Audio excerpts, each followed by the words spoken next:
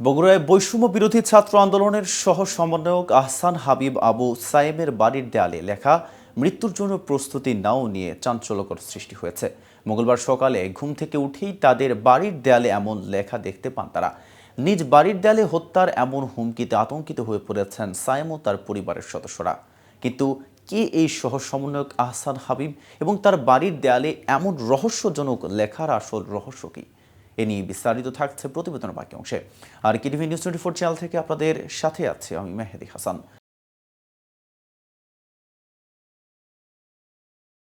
সায়েম বগুড়া সদর উপজেলার নওদাপাড়া এলাকার আব্দুল গফুরের ছেলে। তিনি বৈষম্য বিরোধী ছাত্র আন্দোলনের বগুড়া জেলা কমিটির সহ সমন্বয়ক হিসেবে দায়িত্ব পালন করেছেন। বর্তমানে সায়েম বগুড়া সরকারি আজিজুল হক কলেজের ডিগ্রি দ্বিতীয় বর্ষের শিক্ষার্থী। এই ঘটনায় সায়েম ও তার পরিবারের সদস্যরা নিরাপত্তাহীনতায় ভুগছেন বলে জানিয়েছেন। বগুড়া সদর থানার ওসি এস.এম. মুইনুদ্দিন জানান, ঘটনাটি শোনার পর থেকেই আমাদের থানার একাধিক টিম কাজ করছে। যারা জড়িত তাদের খুঁজে বের করে আইনগত ব্যবস্থা গ্রহণ করা হবে। এদিকে ময়মনসিংহের গৌরীপুর উপজেলায় বৈষম্য বিরোধী ছাত্র আন্দোলনের সমন্বয়ক মোবারক হোসেন অভিকে ছুরিকাঘাতের অভিযোগে স্থানীয় ছাত্রলীগের এক নেতাকে গ্রেফতার করা হয়েছে। সোমবার এক বিবৃতিতে গৌরীপুর অস্থায়ী সেনা ক্যাম্প এর তথ্য জানায়। এর আগে রোববার রাতে অভিযান চালিয়ে তাকে গ্রেফতার করে সেনাবাহিনী।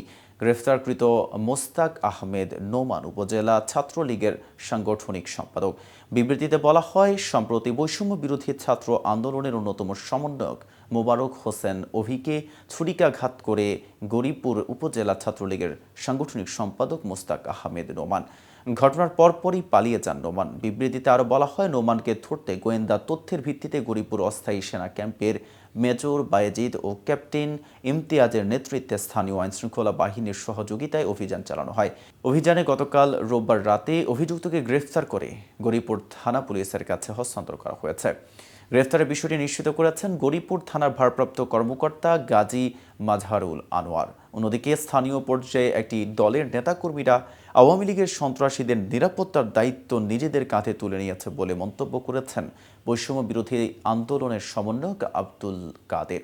সোমবার রাতে নিজের ফেসবুক আইডিতে নেওয়া এক পোস্টে মন্তব্য করেন তিনি। আব্দুল কাদের বলেন, মব জাস্টিস কখনোই সমর্থনযোগ্য না, কিন্তু মানুষের এহেন কর্মকাণ্ডের পেছনের পুঞ্জীভূত ক্ষোভের কারণটাও আপনাকে ধর্তব্যের মধ্যেই রাখতে হবে। এক মুক্তিযোদ্ধার সার্টিফিকেট দিয়ে বিগত শাসন আমলে চুরি, চামারি, গুম, খুন, লুটতারাজের বৈধতা দেওয়া হয়েছিল। এদের লাগামহীন অত্যাচার, অনাচারে মানুষ অতিষ্ঠ। এখন এদের বিচারের আওতায় আনতে না পারলে নির্যাতিত জনতা সুযোগ পেলেই আইন নিজেদের হাতে তুলে নেবে।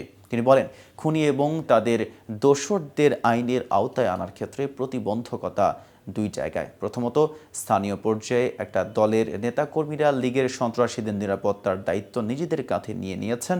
5 তারিখ বিকেল থেকেই তাদের ডিউটি শুরু হয়ে গেছে। টাকার বিনিময়ে আওয়ামী লীগের নেতাদের গাড়ি, বাড়ি, সম্পত্তি তারা পাহারা দেওয়া শুরু করেছে। আজ এ পর্যন্তই। সারা দেশের নিত্য নতুন সকল আপডেট পেতে কেটিভি নিউজ 24 এর সাথেই থাকুন।